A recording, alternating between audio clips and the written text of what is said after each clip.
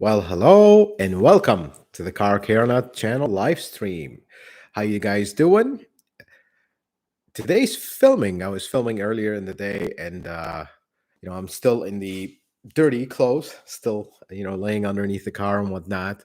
So, and I might have stuff on my face, so don't worry about that. Let's start with the questions, guys, and at the end of the video, we'll have a little talk.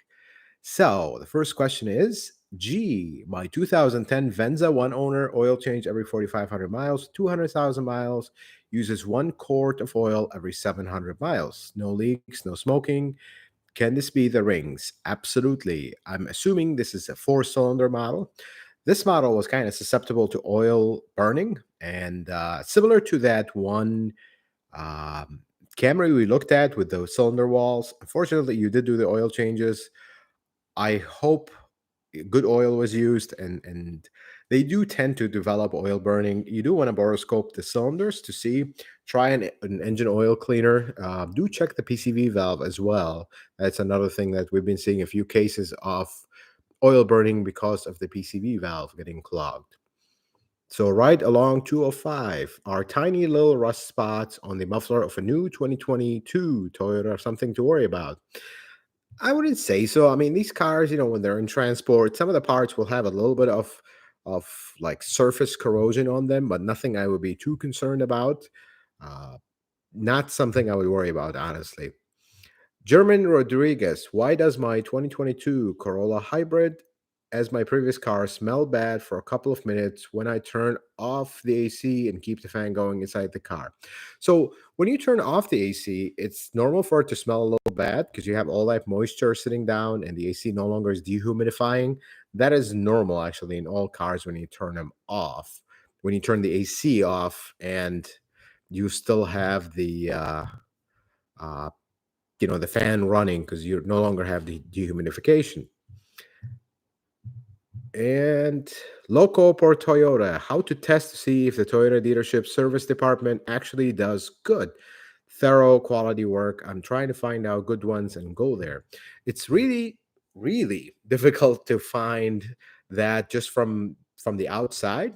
You're going to really have to do trial and error. That's really the best way. I mean, look for telltale signs. If they're being honest and transparent, they're going to just give you the whole picture. It's not about, see, good dealerships, and this is the way I see it.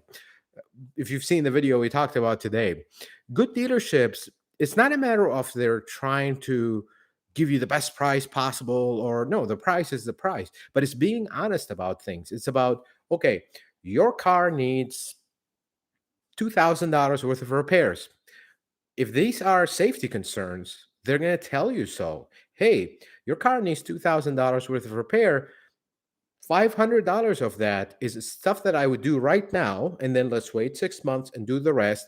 But if you want to do it all today, that's really up to you. It's not about, because some dealerships, in the sake of trying to not give you these big bills or estimates of repair, that actually hide things from you, and that's actually a problem as well.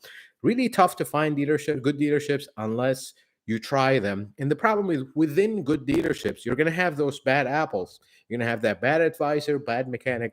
You just have to, when you find a good advisor, when you find a good mechanic, ask for them all the time and continue to grow that relationship with them, because that's what's gonna actually get you a long-term good result with them. But it is very hard because it's trial and error. Your Advocate Alliance, thank you so much for joining the live stream. Guys, this is a YouTube channel that I really love and respect. YAA, they're doing a lot of good in the automotive world, and shout out to them. And thank you so much for your generosity. Actually, we're going to have a joint video there soon. Plain fan, I have 2019 Corolla SE with 60,000 miles. I've called multiple dealerships to get the CVT fluid changed, and they either refuse to change it or tell me to come back at 120,000 miles. What would you recommend? I would recommend you do it at 60. I've noticing a lot of dealers are really afraid to change the fluid. They want to, they tell you 120, and when you come back at 120, they'll tell you, oh, it's too late now. We don't want to change it. Believe it or not, some dealerships are playing that game. 60,000 miles. Unfortunately, you're going to have to continue to find dealerships that would. I mean, a lot of dealerships around the Chicago area do, but it's getting harder and harder, and that's the tough part. Careless B, 2011 Lexus IS 250, 150,000 miles. I am quite worried about the carbon buildup. How could I prevent it? So, as far as prevention, it's going to be hard. With time, it's going to build up carbon. It's going to have carbon buildup. But here's few things that you will do where it won't build up enough carbon to be an issue until you're well into the almost 200,000 miles. Prevent or avoid short trips. Use really good quality gasoline. Absolutely do not use regular gasoline, and just keep up the general maintenance. And perhaps if you're still worried about it, I don't want to say 25,000 miles, that's too low, but let's say 30 to 50,000 miles, consider running an induction service, something that is good, that is actually going to go through the intake and clean things down. That's really the only thing you can do to minimize or to a point prevent this from happening. Hayden David just bought a 2016 IM with 72,000 miles. It has the CVT. Anything I should do as a preventative or anything to be on the lookout for? Just the fluid. The fluid, if it hasn't been replaced at this point, I would replace it every 60,000 miles for 6 years. And really, we haven't had a lot of issues with CVTs lately. I haven't seen a lot. Here and there, you're going to have issues, but place the fluid. That's your sure way of not having issues. Jose Telo, I have a 2018 Corolla LE with 25,000 miles, code 1406. Current and history sometimes has a weak startup when I crank. Dealership is not being straightforward with what the issue is. Not sure what to do. So this code is not ringing a bell for me. Let me see if I can pull it up here.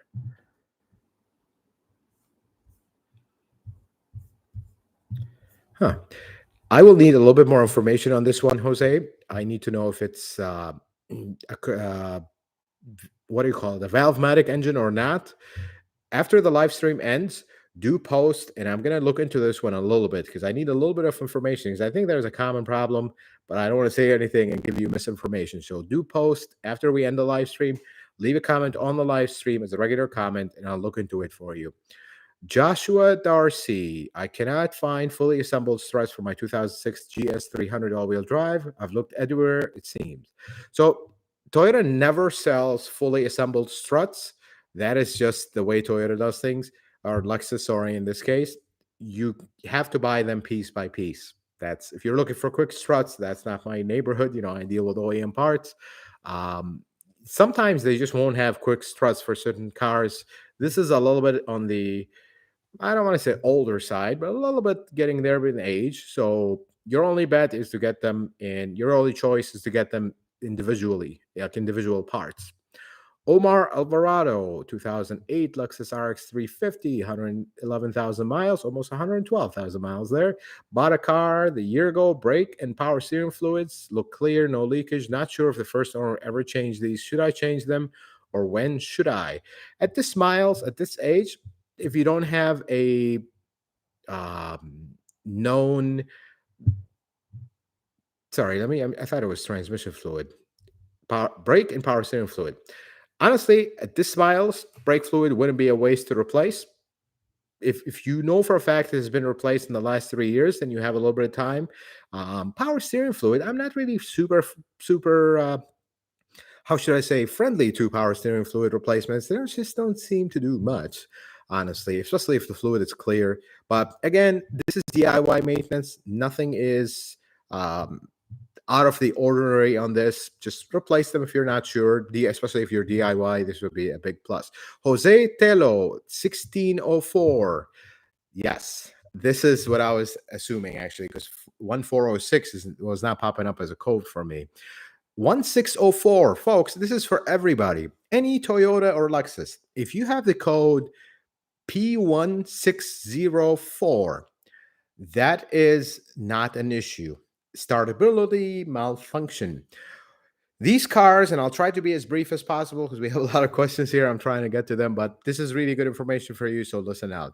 1604, startability malfunction code. When you have that code, erase it, it will not come back. That is a normal code to see. Unless you have issues starting, that is a normal code to see. Every time you disconnect the battery of the car and reconnect it on newer models and you go to start the car, it's actually going to set that code. It is normal. It is not an emission failure. You can erase it. It will not come back. I just wanted to make sure that you know that. So this is not an issue. I can go into the explanation on this, but I actually have a video planned where I'll read it because a lot of people ask me about this code. I'll have a video explains to you every single thing about this code or what it means and why it's set. But don't worry, if your car starts normally, erase it and life is good. If it keeps coming back, you might have a weak battery. That's the only thing that I've seen associated with that. So Slade G 2010 Matrix 180,000 miles has tears in both outer CV boots. There are no symptoms evident yet. Should I replace the boots or wait until symptoms start and then replace the CV axle? Absolutely replace the CV boots. And sorry, yes. So your other part of the question is why is there such a huge discrepancy in price between OEM CV axles and aftermarket? Is it worth it to go OEM? Absolutely replace the CV boots. And this is a mistake I see over and over and over by owners. They'll see the boot leaking. Oh, let's just leave it, forget it. It's their cheap aftermarket. And then they put the aftermarket CV axle and now they have vibrations. Sometimes you won't. You get lucky, life is good. But there's a reason why the OEM axle is $500 and the aftermarket junk one is $100 or less. The problem is axles, they're balanced. And most of these aftermarket ones, they'll take an old one, tear it down, paint it real nice, put a couple boots on them, and put it back in the car. Now, this axle that they took used from junkyard, wherever the case may be, was it dry? And now the actual like the CV joint itself, was that dried up and all destroyed? You have no way of knowing. So the OEM one, everything is new. The CV axle is new. The joint itself is new. The outsides are new. Everything is brand new. So I highly recommend you replace the boots, get OEM boots. Yes, you might end up in the after paying labor and everything. You look at it like, wait a second, I can buy a whole axle aftermarket. Don't. That's you can if you can save your original axle, save it, put boots. Life is great. Don't wait on that one. That's just my recommendation. If you want to experiment with aftermarket ones, that's up to you. But I highly don't recommend it because I've seen a lot of issues with this one. So Wesley Webb, is there any engine flush kit you recommend, or do they do more harm than good?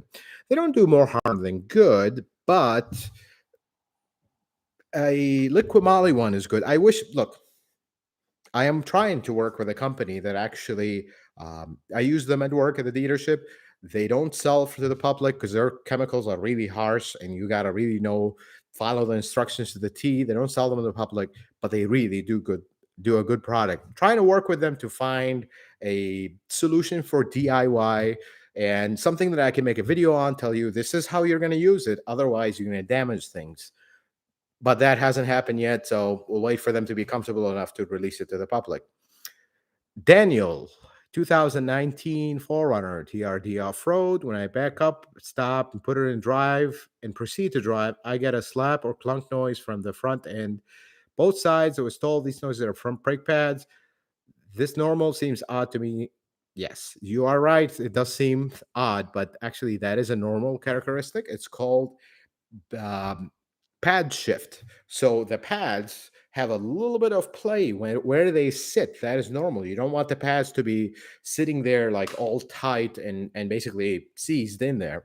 So when you change direction, the rotor spins the other way. It'll push the pad up, and you'll hear that clunk. And actually, if you're going forward and you stop, and then you put it in reverse and touch the brake, they'll do the same noise because it'll be moving one direction or another. Very annoying. A lot of people complain about it. And some dealerships have experimented with, oh, we're going to try to quiet it down by making the pads seize up, essentially. That's actually not good. This is the normal characteristics of this. I wouldn't worry about it too much. So, Michelle Eden, you should never wash your Toyota with your son. Sponges work much better. I'm assuming you're replying to another comment. Sean C, did what you say about the rear wipers in today's video also apply to 2005 Matrix? I have similar issue with my Matrix and assume it was just a motor, but now I'm wondering if it's a seized with rust. So the Matrixes did not have the same issue. However, it is possible. So do the same investigation, look into it, and if it is not, then it's gonna be the wiper motor. But I have not seen a lot of Matrixes do this. This is something super common with Highlanders, but not the Matrixes. So Kogent, I bought a 2022 Camry SE last year and looked under today and saw some surface rust on the subframe this afternoon. Is this anything to worry about? Folks, surface rust is normal. You have um, any exposed metal, even with water. This doesn't have to be salt area. Any water will get on it. Oxygen is plentiful. You're going to get some light corrosion. That is nothing to worry about. That's something you're going to see. It is normal. But when it starts to, I guess maybe a video will warrant this. This subject warrants a video. When you start seeing like heavy scale and stuff falling off the metal, that's when I'm concerned. Surface rust, it's not a big issue unless you start seeing heavy scale falling off of it. I'll add this to the list because this would be a good subject. What is like normal surface rust and what is not considered normal surface rust? That doesn't matter if it's so. Mrs. Car not actually sitting right here. Even if it's a 2022, I mean, we've sometimes see cars coming off the truck. They're brand new, and they will have a little bit of this. Just have to do with the weather. That is completely normal. And my personal car, 2022 Camry, does have that as well. That is normal. So Forest Star 2000 Camry with 92,000 miles, automatic transmission fluid drain last done in 2014 and 70,000 miles.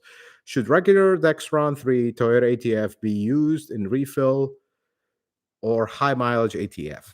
I would use a Toyota ATF. You can use Type 4 on these. That is also another one that you can use without issues. It's compatible. But on these older transmissions, you do want to do it every 30,000 miles. You're not really there. You're there a little bit by time. So if you're doing this yourself, I wouldn't consider any high mileage ATF and all that stuff. This is not exactly high mileage if you ask me, but I would use Type 4. It's very actually inexpensive, the Type 4. So Mike Parston, I'm sorry. What do you think of the hydrogen-powered cars such as the Toyota Mirai? So there are a few things with the Mirai that I've actually been looking into it. I'm not factory trained on them or anything because we don't have them in my area, but there is something about the Mirai that is actually a lot of people do not know about. The range of the Mirai is very short. That's something with hydrogen cars. They get horrible gas mileage actually. It doesn't have a very long range, and the Mirai is a lot better than the original hydrogen car, which a lot of people don't actually know about. Um, that is the only thing I can say about the Mirai. It is a great concept. A lot of people have concerns about the like the hydrogen tank and hydrogen under pressure, but I think it could work if kind of the other industries that are associated would actually give it a chance to potentially succeed. But that has not happened, and it seems like we're heading in a different direction. So I don't know about hydrogen cars. They might be going away actually because there's just not enough movement for them. When initially we got the plug-in hybrids, like in California we got the Prius plug-in hybrid in certain markets. Now you have the Prius Prime and the RAV4 Prime. They're being available in more and more markets, but not the hydrogen car. It's been a while for the hydrogen car there for the Mirai, but we don't see them in other markets. Nobody wants to adopt the hydrogen fill stations. So I don't know, it might be going away, unfortunately. It's a very cool concept though. Mike Wellington, I have two RAV4s, 19 and a 21. Please do a video on how to do a coolant flush and transmission drain and fill, transfer case, differential fluid. So the transmission is coming. I do have one scheduled, but the coolant, for some reason, these are newer cars. So If all else fails, I'm just gonna do it on my car early, just to give you guys a video. It wouldn't hurt anything, but let's give it a few months here. I'll tell you this: come springtime, or we're almost there. Come springtime, if I don't get anybody to want to volunteer or just regular car coming into through my shop here in the car care nut shop, then I'll just do my own car, and then you'll see it. It's mine is a 2022 Camry hybrid, but it's the same basic principle to do it. John Diaz, I got a Toyota Tacoma 21 lease. Was a good deal since everything is expensive. And do you think the resale value will hold on? Historically, Tacomas and equally forerunners are a little bit more, have hold their values pretty well, especially in today's market. Things are crazy. And most people that lease their cars in the middle of COVID times, now they're like going back to the buyout option, because you'll never find a similar car for that price, and it's almost like you buy out your lease and then go trade it in. You'll come ahead. So that's, I definitely recommend you buy your lease at this point, unless it has something catastrophic happen wrong with it, major accident or something. But definitely buy it. The prices are, um, they hold for the Tacomas. Tacomas really hold their values. They're very desirable. Even that this was even before the craze of the market. So Kirk 1015, awaiting my 22 Tacoma TRD Sport. Are there body plugs on them like the unibody models? And does Toyota do frame rust prevention from the factory?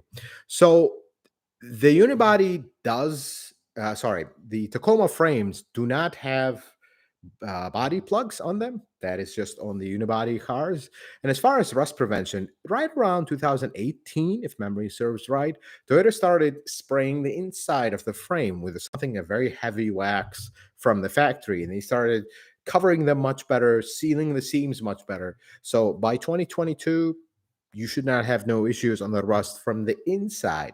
But from the outside, I would still recommend you fluid film the outside, not necessarily the body, but the frame on the outside. That would be a good idea.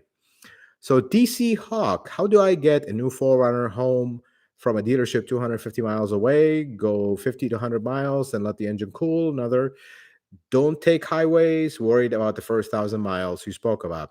So this is what I would do. Take it. Just take it from the dealership, make your drive. Try to avoid heavy acceleration. Like when you're going on ramp, it's a new car, you're all excited, you just floor it and it just goes. It's so nice and smooth. Try to avoid that. Avoid speeds over 65 miles an hour. Keep it speed limit basically as much as possible, even a little under if your speed limit is 70 miles an hour or more. And consider that 1,000-mile oil change.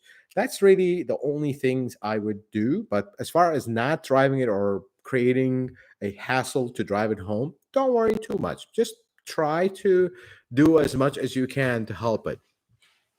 So another question, Al, my 2021 Venza resets the seat after I drive it, seat one, but when my wife drives it, seat two, the seat remains at her settings.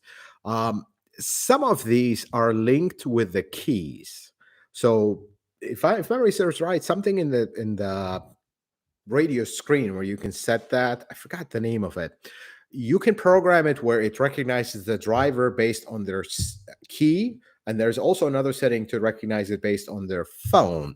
So I wonder if that's what you have, that it's kind of recognizing your key and you guys are using the same key. Try using the second key and see if that goes away. So Chris Bretz, when are you doing a cross collab with the OG Scotty Kilmer? This would shut down the internet.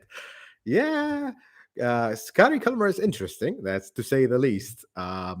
He reminds me of an old mentor that I used to have, and fortunately, he passed away. Actually, passed away at work. That was quite the um, you know rough moment that we went through, but he reminds me a lot of him. He was exactly like him. um some people say a lot of things about Skylar Kilmer. I'll say one thing: I think his heart is in the right place. Nobody's perfect, nobody's right all the time. All of us make mistakes, all of us are sometimes incorrect about our information, but one thing that not everybody has: his heart is in the right place, and that I applaud for him, because that has never changed over a very long time that he's been around. Lala G, how you doing, my brother? Thank you so much for joining the live stream. I really appreciate you. So, Kelly Castillo, I bought a Toyota Camry 2012 with 181,000 miles. Should I change the transmission fluid? I don't know if the previous owner has changed it. Honestly, at this mileage, I would let it go because you have no history of it. You could actually risk causing more issues than good. So I would let it go at this point and just hope for the best. And that's really all you can do at this point. Recumbent rider. I have a 2010 Prius with 195,000 miles, uses 1 quart of oil per 5,000 miles. What should I do now to keep it from using more? Any other maintenance suggestions? So make sure you're using good oil and continue with your 5,000 mile oil change intervals. And the one thing I would do, try to use an engine oil cleaner. That's not actually a lot of oil consumption. That's actually pretty good for this miles. This engine did have an issue, but try an oil flush. Basically, an oil engine cleaner. Look who Molly makes a good one. Try it and see what kind of results you get. So SM is an RTV oil pan gasket necessary to replace. Worried about replacement RTV leaking into the engine. So people call it RTV. When you're working with Toyotas, there is I highly do not recommend you actually use our TV aftermarket and all that. The Toyota sealer is called form in place gasket, or commonly known as FIPage. It's just the four. It's like an acronym in the industry. It's very cheap. It's very inexpensive when you compare it to aftermarket ones, and it works really good. So it is designed to not have a chemical reaction with oil. That's why you have one with for engine and you have one actually for coolant, which nobody uses because the engine one also, the oil pan one also works good with coolant. And then you have one for transmission, which actually red. So they're designed to not have an issue with the engine oil because there you'll always have some of it fall within the oil, but it's not going to cause issues. So I just thought I'd let you know that always use the original because it's really not worth it from a cost perspective. So another question, my 2014 IS350 pulls slightly to the right, even though the alignment and suspension is good according to the dealer. Is that just a problem with the car? So there is something that you gotta identify. Does your car pull to the right or is your steering wheel off center? There's a big difference, and a lot of people mix the two. But one thing I would do if the alignment is good, cross rotate the front tires, left to right to left. Even if the directional, we're just doing this for diagnosis. Cross them and see if the pull goes away. I cannot tell you how many Toyotas have pull issues. They're almost always caused by tire pull. I do have a video explaining tire pull and how that works, but do cross rotate the front tires first. Loco for Toyota. What's the best engine oil weight for 2021 4Runner? Priority is engine protection and not fuel efficiency. So on these, you can really go up to 530 without issues. I would still use 0W20. Honestly, there hasn't been really any issues. We've seen many models go well over 300,000 miles using 020 and never had an issue. If you live in hot climate, maybe 520, 530, but continue to use synthetic oil on these. They really seem to like it. That VVTi system in the GR engines really appreciates short intervals like 5,000 miles, never go to 10,000, and synthetic oil. So Lars 70, I just bought a 2022 Prius Prime. It will be over 400 miles, drive back home. Shall I keep steady speed? Should I do my first oil change 5,000 miles or 10,000 or 1,000 miles? So we address this. Keep it, avoid heavy acceleration. Try to keep your speed relatively down. It is easier to do that with actually a Prime or hybrids in general, but do consider a break in oil change at 1,000 miles and everything should be good. So another question, I have a 2015 Toyota RAV4. My car burns full tank of gasoline, 220 miles. May I make an appointment with my car? I would like to know the address where you're located. So do send me an email with this with the subject Chicago service request. I will just say one thing. My schedule is pretty packed at the moment. Unfortunately, I'm trying to keep up with all the appointments. So Send me an email and we'll try, me and Mrs. Carcano will try our best to find a spot that works for you in the schedule. Josh King, I have a Comma 3 in 2021 Avalon Hybrid. Is leaving the Comma car harness installed to the OBD2 connector going to damage my car long term? It's not going to damage your car, but it's going to kind of draw the battery. And this is something I have in my personal car. It's plugged in and I don't have issues with it, but it does create a little bit of a draw on the battery. That's the only thing you want to be aware of. So, another question. 2005 Scion XA, 270,000 miles. When it's cold, it will make an intermittent tappery noise coming from the belt side of the engine, not when warm, though. So, there are a few things. One of them, obviously, is just the belt. They are notorious for that. The belts on these are, they will go out and out. They're manual tensioner and they'll make a lot of noise. But as far as a tappery noise, this engine is notorious to vibrate a lot. And this is something with this engine that is notorious on the XA, especially when they get older in miles. Motor mounts, and the engine generally is not the smoothest engine in the world. But try a few things. Clean the throttle body. That's one thing you want to do on these. And check the belts. And if you are DIY, do remove the belts and start it cold in the morning and see how it sounds. That's one thing I would actually consider doing because I've seen so many belts with these. Water pumps are somewhat rare and they'll rattle all the way across, not just when they're cold. But start by removing the belt, clean throttle body for a little bit of a smoother start, and go from there. So Tizo Ditz, thank you so much, sir, for your generosity. I really appreciate it. So Vankatesh, facing issue with my 2021 Venza, stock tires losing grip at 65 miles an hour in windy conditions. When other cars doing 70, 80 miles an hour, is this a common issue? Should I upgrade to Michelin Pro Sport 4? So the Pro Sport 4 might be a little bit much for the Venza, but remember, hybrids will typically come, and the Venza, I'm trying to remember some of the OE tires for the Venza, but they typically come with more eco-focused tires because a Venza hybrid will have more preference towards gas mileage than driving conditions or handling and all that other stuff. But potentially tires, I cannot tell you how much tires have a giant effect on the way a car drives. So that's one thing. But before you go and buy tires, if you're dealing with this with a dealership, perhaps have them swap out wheels and tires from another car and take it for a drive, see if it makes a difference before you commit to buying new tires on essentially a new car, a 1-year-old car. That's one recommendation I would have on that one. So, Tony, what steps needed to be taken to safely store a Venza hybrid for 4 hot desert summer months? Outside temps can reach 120 degrees. I'm concerned I will be gone and unable to even drive it periodically.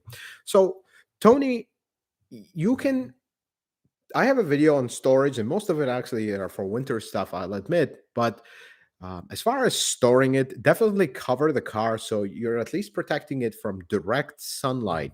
Because if you have it in the shade, it is better. If this is going to be parked in a garage, this is even better. There's not really much you can do other than that. Do unplug the 12-volt battery if you want. That kind of preserves the 12-volt battery, or be prepared to jump start it when you come back. But if this is a one-time storage, you should be okay. But if we're going to repeat this storage every few months, this is actually going to start to have a kind of an effect on the hybrid battery long term. If you do this for a couple of years and we stop, it's not going to be as much. But if you're repeating this like every year, we're going to store it a few months, this is going to be an issue long term for the health of the hybrid battery. Elvis Ortiz, I bought a 2022 Camry XSE V6. How long until I can really push the engine, drive fast? I currently have 546 miles. Officially, you are technically at the end of the break-in period, 500 miles. Unofficially, and more from the real world, wait until 1,000 miles. When you get to 1,000 miles, if you're going to plan to really drive this car, spirited driving, if you would, it's a V6, it's an XSE, you're going to want to push it a little bit. At 1,000 miles, consider a break-in oil change, and then off you go. You're free. Right around 1,000 miles is a good interval, folks. This is from experience. This is when I see cars that you do an oil change at 1,000 miles, and the next time you do an oil change, there's no debris in the oil. But when you do it at 500, you still have some debris left at 1,000. So that seems to be a better interval, 1,000. So, Joe Otto, I have a 2020 Camry XSE 2.5. When I accelerate in second or third gear, my transmission seems to rev higher around 2,500 RPM, then drop down to 2,100. Could this be flaring? This is not flaring. And actually, if you really something with with the 8 speed, this is what the 8 speed does. By the way, that makes people really upset at it. Um, it'll have like a very quick shift where it'll switch one gear to the next. You barely will notice it, if that, and it'll feel like a flare. It'll feel like it flared up, then it came down. It is actually a shift, and that's what people really dislike about the 8 speed transmission, those shifts.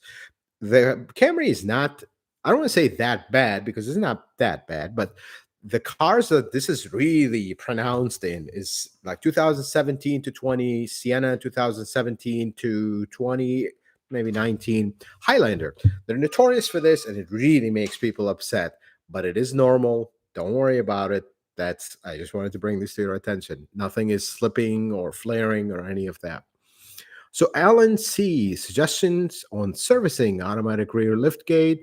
It's a bit loud when opening and closing, fourth generation RAV4. So the rear liftgate on these, I'm trying to remember fourth generation. Yes, sorry. There is not much you can do on these because the motor and the lift, like everything is contained in one unit. And actually, don't truck. We've seen cases where you spray them and they will have issues after that. Unfortunately, the only way is to replace them to permanently solve this problem. But if you're going to spray the shaft where the thing moves, don't use silicone. That's all I can tell you. Really hard to spray those. You have to peel the cover back a little bit and spray inside of them. We've never really been successful doing that. If anything, honestly, I would just leave it alone because you could actually cause damage by spraying them with the wrong lubricant. And there's actually not much you can spray. So I'm sorry to say that, but this one might need shocks or the whole motor if this is motorized. D Moore, I'm looking to replace my 2018 Camry, 478,000 miles. D Moore, do us all a favor. And if you're local, stop by. I want to see this car. And folks, anybody that has worried about the A25A, or even if this is a 2GR FKS, here we go, 478,000 miles for a 2022 Camry hybrid. I am worried the hybrid battery goes out before 450,000 miles. As I do this in 3 years, 500 miles a day, 6 days a week. The non-hybrid has been great, but gas. Yep. So the hybrid battery in your driving, as long as you keep that fan filter clear and clean, and you're driving this car excessive miles here, you will easily get to this kind of mileage with hybrids, and you potentially could be on the original battery. See, many cabs will drive this kind of miles around Chicago area. You see them all the time with similar kind of miles, but they typically have battery failures because their fan got clogged. The filter is completely clogged. They never really cleaned it. There was never awareness or education about this. I'm hoping to change that with my channel so people will be aware, so they would have their hybrids last longer. But if you keep an eye on that, and obviously you drive this many miles, I'm assuming you are even a courier or whatever driving you do. I mean, I'm going to put you in the bracket as professional driver here. You're going to want to be involved in that maintenance. And I don't think you're going to have an issue with hybrid. Even if the battery fails at 450,000 miles, I think you got your money's worth out of that in 3 years. This is just cars will wear when you put a lot of miles like that on them. Stay safe on the road, my brother or sister, because you are a lot on the road here. So stay safe out there. Shane, 2013 Tacoma V6, 183,000 miles, pinging under acceleration and load. I read it's normal, since higher octane fuel doesn't help. So typically on these, the first thing I will tell you is, have the spark plugs been replaced? because these are 30,000 mile spark plugs. That's the first thing I would do. The second thing is, it's not necessarily the fuel, the octane side, but try different brands of fuel. Some of these Tacomas were notorious for this, and some of them eventually will set actually knock sensor codes because they knock so much. But experiment with fuel types. Perhaps add an additive to the fuel and see if it improves things. But spark plugs would be the first thing I would look at in this case. Sylvester Ramirez, I have a 2012 Tacoma 2.7 5-speed manual with 158,000 miles. I bought used. What maintenance should be done? I do regular oil changes. I live in Washington, not really rusty. So at this miles, you said it's a manual transmission, so that's pretty good. So I was going to tell you about the transmission. Go through the fluids. That's the first thing I would do. I mean, if the fluid's been done, you have a history of it, don't worry about it. But transmission fluid, do the rear differential, go through the coolant, just kind of give the car a once over, make sure everything is good. Otherwise, I mean, you bought a Toyota, you bought a Tacoma with a 4-cylinder with a 5-speed manual. It's not meant to be worked on a lot. It's just meant to be driven. So basic maintenance here, just keep up with the fluids and life is great. Oh, and check the spark plugs, 120,000 miles on these, and that's about it. Robert, my 2022 4Runner recirculates, switches to fresh air when I start the car in the cold weather. Why is this? I'll switch it and then it'll switch on its own. That's actually designed to do that. So in the cold weather, your ideal setting would be to set it on fresh air with the AC on. The reason for that is to prevent your windows from fogging up. I did a video recently, like a short video talking about this, but this is the ideal setup in cold climate. You do not want to recirculate air in cold climate because that's how you start fogging up windows, and this could be a little dangerous. So that is normal and it's by design, and the car is kind of forcing you to go into the preferred AC setup. Andreas R. I own a 2013 all-wheel drive Sienna, 114,000 miles. Should I replace the struts, shocks, springs at this age and miles? If so, OEM. So, Andreas, something that is notorious with these Siennas is front strut mounts getting rusty and making noise.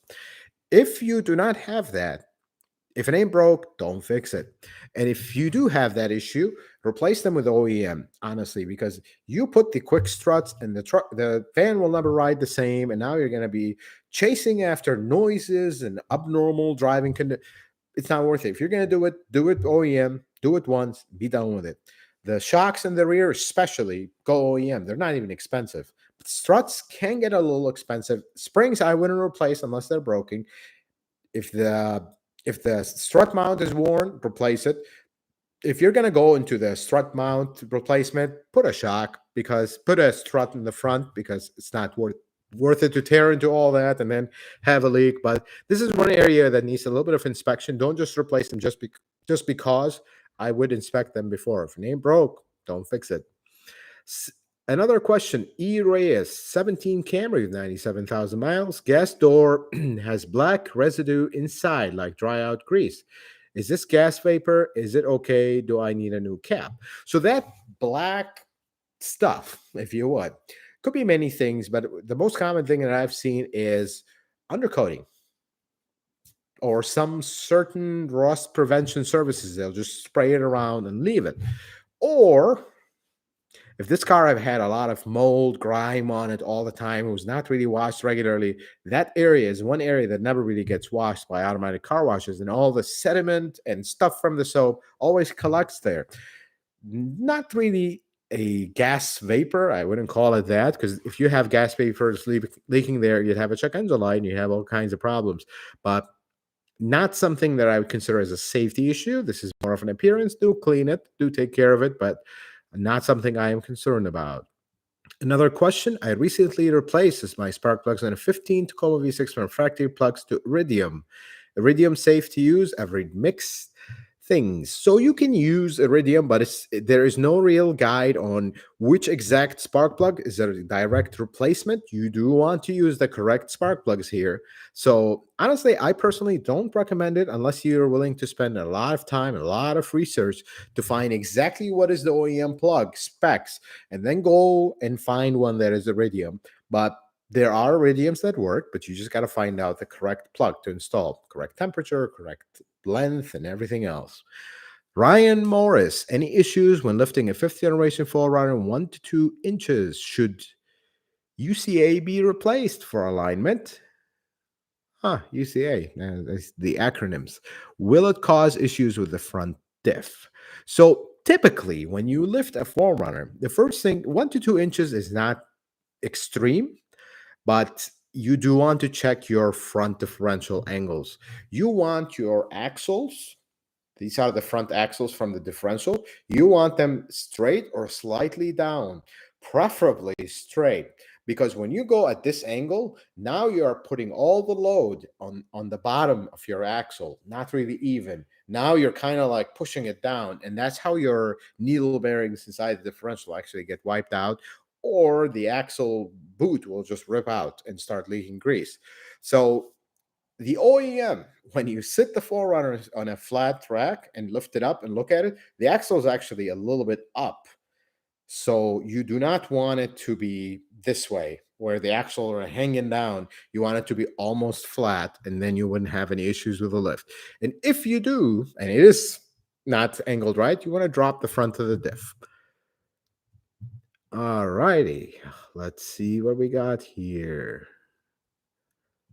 So, Underdog 2022 Highlander actual tire pressure is 36 psi all around. TPMS, I've initialized it, but it still displays 32 psi. So, did you drive it? Something with these is you got to drive it a certain amount of distance, certain distance actually, and then it'll update. In some cases, I actually have seen a few cases of these. You have to manually go on the scan tool and reset the location and the memory of the TPMS. Very rare, but I would drive it for a few days actually, not just one time, one drive. Drive it for a few days and see if it resets. If it doesn't, bring it back to the dealership, have them reset it, because this should be under warranty. Not really a big issue. I mean, it'll take them 2 minutes. I hope they don't complain about it. R. Cavazos, I have a 2018 Tacoma TRD, 35,000 miles, live in the deep South Texas. Weather doesn't go below 32 Fahrenheit that often, 1 to 2 times a year. Can I use 530 or 520? And thoughts on motor coat oil additive. I typically don't like oil additives for Toyotas because I'm not saying that the additives don't do anything, but you need them. That's the question. I'd rather you change your oil on time. Now, as far as oil for the 2GRFKS, the most I would go is 520. Don't go higher than that, because that engine was really designed for 020, unlike the previous GR engine that was actually designed initially for 530. But 520 is the most I would go. Keep it synthetic. That engine does have a lot going on in it, so you do want to make sure you're using the correct oil on that one. So, ITZ, I bought a 2008 Sequoia with 270,000 miles. It was well maintained. Do you recommend this vehicle for daily driver and long-term ownership? So, you do have a lot of miles, and then this is where you want to kind of, for lack of a better word, manage your expectations. This car does have a lot of miles. If it has been really well maintained, it should have no issue getting you maybe 350,000 miles before something big happens. But I mean, if at 330,000 miles the transmission goes or the engine all of a sudden develops something major, I mean, it does have a lot of miles. So my thing with cars with high miles is, and this is not too old, but still it has a few years on it. You do want to not put all your eggs in one basket. Don't go spending big money on this car, because then it becomes kind of counterproductive. You do want to keep this car safe. That should be your number one concern. If something is there with the suspension, take care of it. Brakes, tires, things that would cause a safety hazard. But otherwise, a little oil leak here, a little coolant leak there, things that are generally not 100%, but they don't have an immediate issue, you could kind of put them on the back burner and keep an eye on them. Obviously, owning a high mileage car is not just the kind of car that you just get in every day, drive it, and put a lot of miles on it. You have to be a little bit more involved with the maintenance. That's one thing I would do. Greg Hasselhorst, thank you so much for your generosity, sir. I really appreciate it. So DC Hawk, another question. Actually, we already answered this one.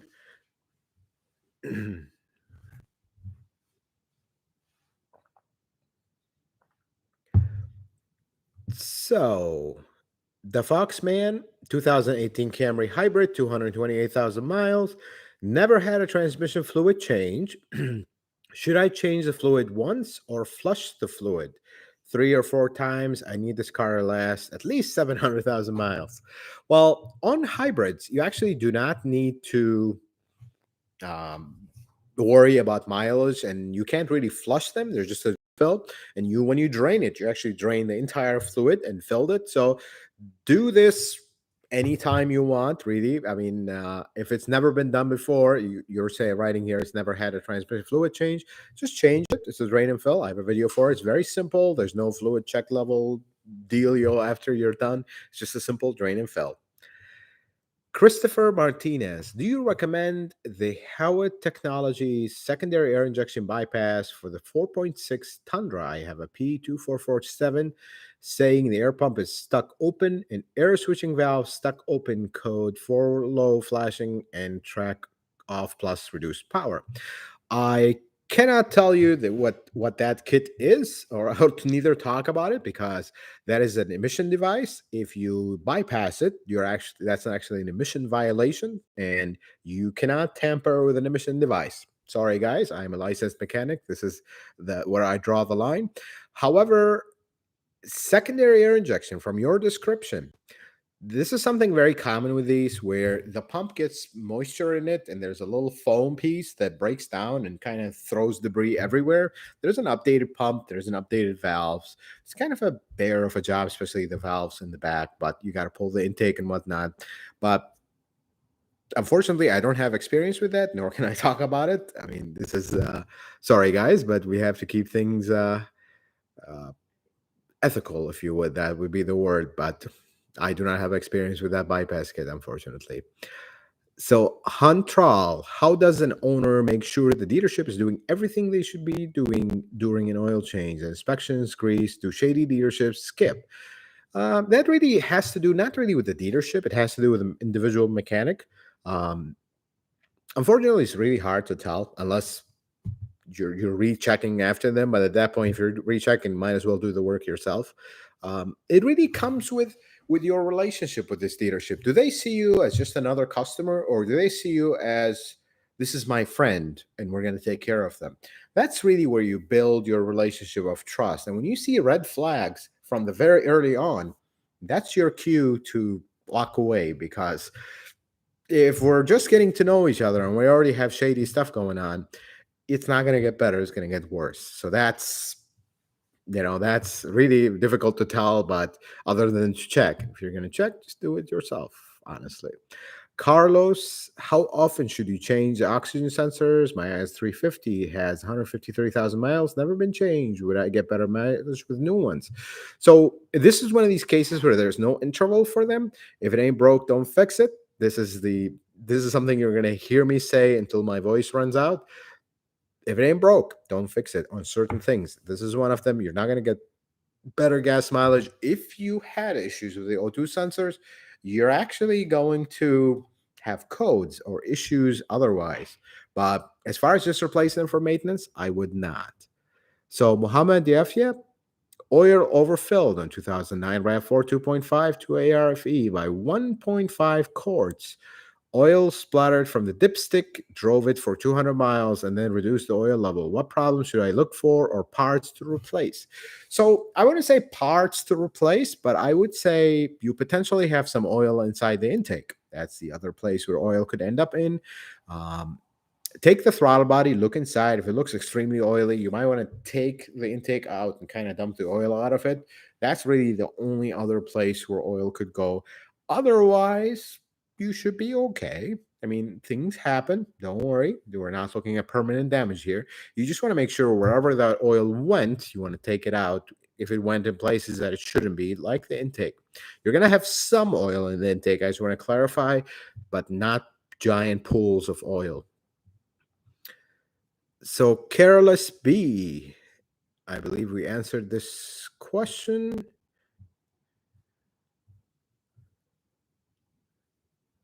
James Carroll, how you doing, man? JSF Bay. Griffin Shallow, I have 100,000 miles on a 2010 LS460.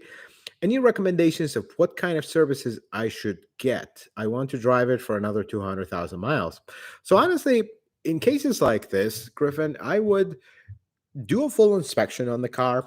As far as maintenance or services, just keep up with the maintenance. At 100,000 miles, perhaps consider replacing the coolant. Get the car fully inspected to see what condition is it at.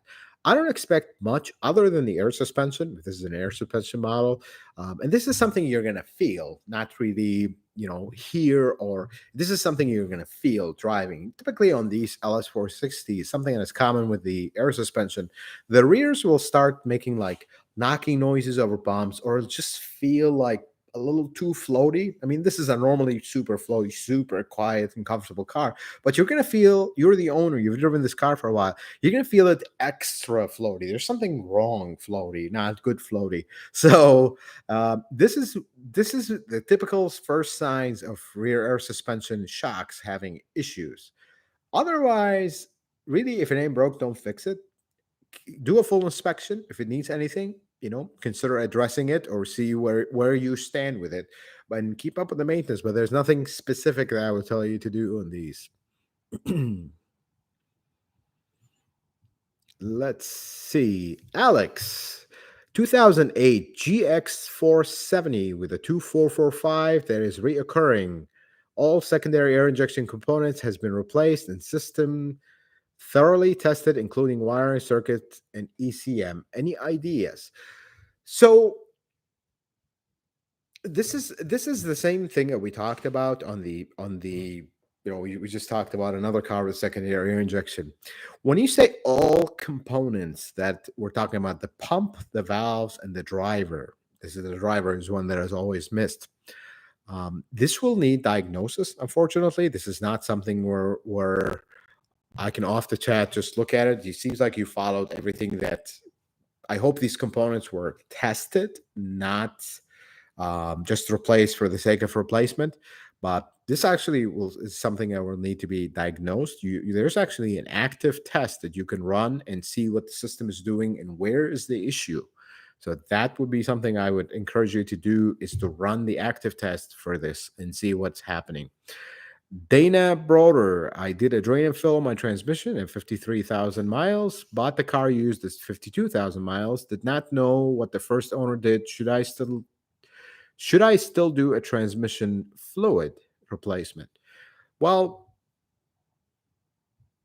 if you just replace your fluid, you should be good. I wouldn't do it again, just a drain and fill and call it a day. You're at the right miles. You didn't list the year here, but I think you are at the right miles. I wouldn't worry about it. I think you're good. So JSF Bay. Does anybody know where AMD is located? I am in the Chicago area, actually, southwest suburbs. Many people thought that I actually live in the city of Chicago. I do not. I live in the southwest suburbs. So, folks, we're going to take a few more questions, and then we'll have a little chat, and we'll call it a day. So, no, I did not. Which one? So, This is Golug. Actually, this is take a screenshot and send it to me. I'll take it. Sorry, guys. Golug. This is actually a good question. Any thoughts on RAV4 fourth generation or fifth generation hybrid HV connector to the rear motor corroding? I've actually heard a lot about this, and I have one yet. This is something that a lot of people have brought up, and there is some internal chatter about this, but I have not seen one yet. So I don't want to talk about something I've never seen before. Um, it's unfortunate because we really have never had issues with, um, hybrid wiring per se. But this is one that I'm very interested in seeing. If anybody has any info on this, or you have a picture of it, that would be really the um, like the icing on the cake, if you would. I would love to hear about this more because this is something I'm very curious about and want to hear more about because I haven't run into it.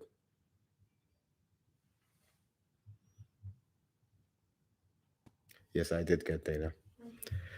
All right, let's see.